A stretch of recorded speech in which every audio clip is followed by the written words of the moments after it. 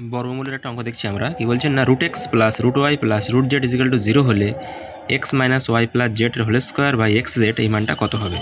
তো আমরা এখান থেকে কী করছি না, √x প্লাস √z এখানে লিখলাম, প্লাস ওয়াইটা সমানের দিকে গেলে মাইনাস √y, উভয় দিকে আমরা বর্গ করছি। তাহলে কী হচ্ছে না, √x প্লাস √y তার whole square equal to minus √y তার স্কোয়ার।